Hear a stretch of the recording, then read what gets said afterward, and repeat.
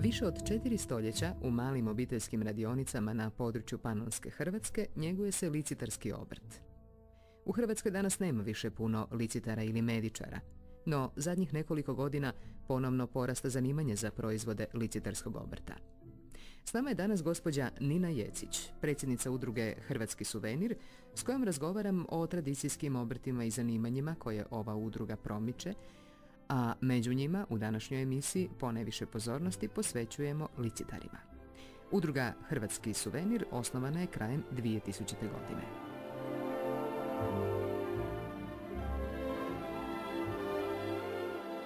Osnovala je jedna grupa od tada 15 ljudi, nagrađenih dizajnera, umjetnika i danas su neki aktivni članovi te udruge, premda je udruga Hrvatski suvenir. Dakle, ona okuplja proizvođače suvenira, što je svakako jedan širi pojam od tradicijskog i umjetničkog obrta, ali ipak smo se tu našli nastojeći se izboriti za neke zajedničke interese, lakše je raditi u grupi i nastupati, promovirati se, pomoći jedan drugome, dati informaciju, to je ono najbitnije.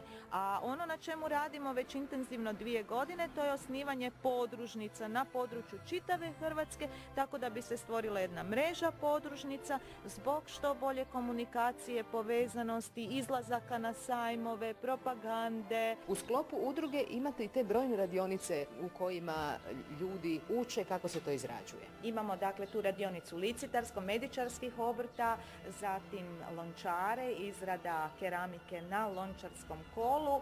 Evo sad neki pokušaj, možda još koji od ljudi koji se bavi proizvodnjom drvenih igračaka, gospođe koje pletu cekere, košare od komušine, tkanje na Kalačkom stanu. Tu je 80-ak članova, nisu svi tradicijski obrti, ali svako opet u okviru svog obrta može organizirati, pokazati radionicu i uvijek se nešto i novo korisno nauči, da se malo ti stari zanati populariziraju, izvuku iz zaborava, jer to je svakako potrebno. Kako organizirate te radionice? Gdje? Kada? Nastojimo da udruga ima svoj prostor, malo veći, u kojem bi se onda to moglo raditi. Za sad je to tako da zovu pojedine škole, vrtići, ambasade kad trebaju nešto, zovu, preko eventa se radi, ali malo bi mi to htjeli organizirati i dići na jedan veći nivo i da bude i više poznato, da ljudi znaju kome će se obratiti. Škole pokazuju interes same.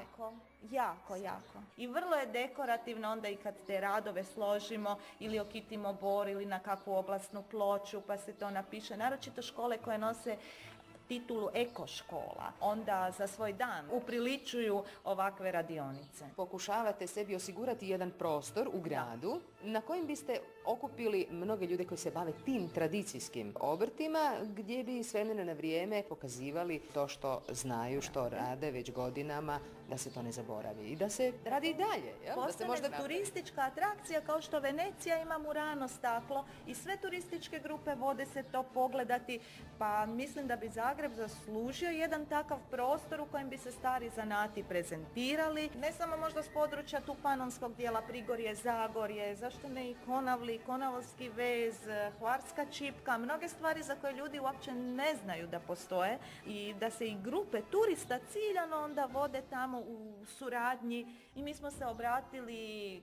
Skupštini grada Zagreba, molili smo prostor, to je sada u postupku, obratili smo se za pomoć i turističkoj zajednici grada Zagreba, gospodinu Mariju Zmajeviću, očekujemo da će se odazvati. Otkad se osnovala ta udruga, znači li to da se hrvatskim suvenirima otvorio nekakav put ka tržištu? Pa mislim polako. Tržište je opet jedan zaseban segment, udruga će uvijek dati podatke, informacije o svakom svom članu, udruga se na sajmovima trudi da dođemo do prodavača, do tržišta, ali to nije prvenstveni cilj udruge, baviti se tržištem. To je jedan dio našega posla, ali je više promocija, radionice, izlasci, nastupi, pomoći članovima, organiziramo predavanja, pomažemo u svakom pogledu, jedan drugome, ali tu svako sam unutar svoga obrta,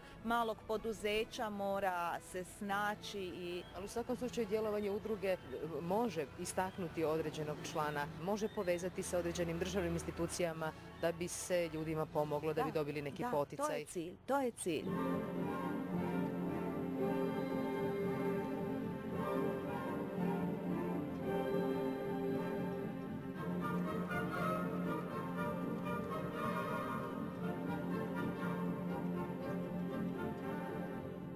Proizvodi medičarskog obrta mogu se podijeliti u dvije skupine. Kako je pčelarstvo od početka vezano uz taj obrt, sami su medičari i svjećari bili uzgajivači pčela u ono prvotno vrijeme ili su od nekoga kupovali i vosak i med. Onaj jestivi dio obuhvaća licitare, medene krunice, medenjake, tu su još i licitarski bomboni, i pića, gvirc i medicu. A onaj nejestivi dio, dakle te vosak, od njega su se radile svijeće i zavjetni darovi.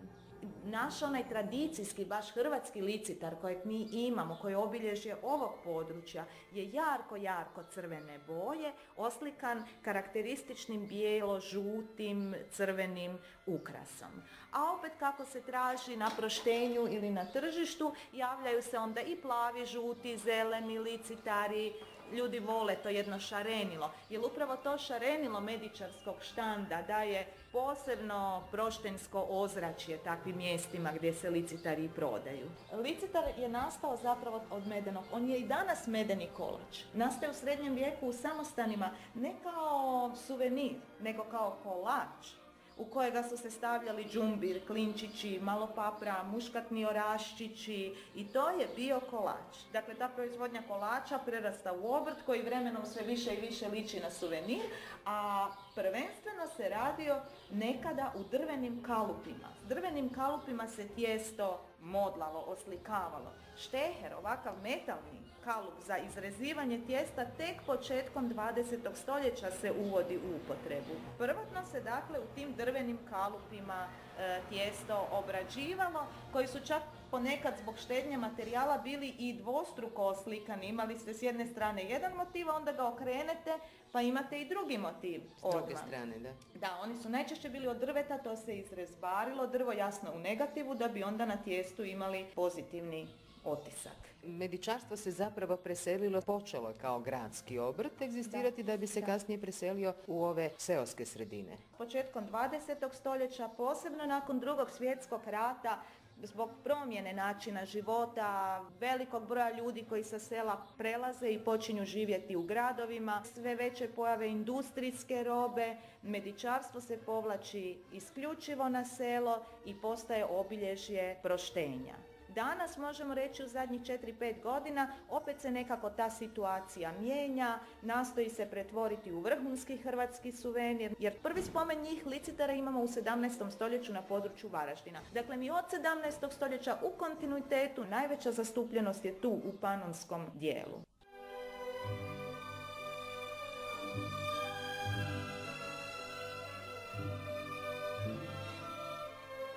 Predsjednica udruge Hrvatski suvenir, gospođa Nina Jecić, naša sugovornica s početka, osnovala je studio za dizajn pod naslovom Licitar, kojemu je prvenstveni cilj baviti se dizajnom od samog licitara do ambalaže.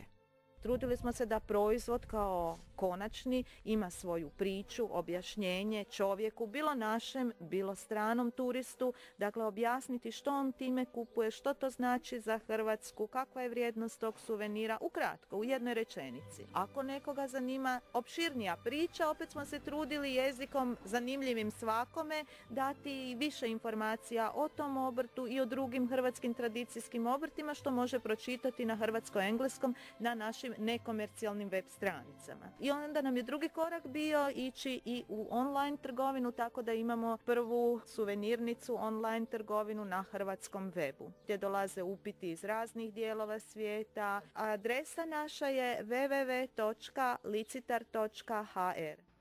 Zašto baš licitar?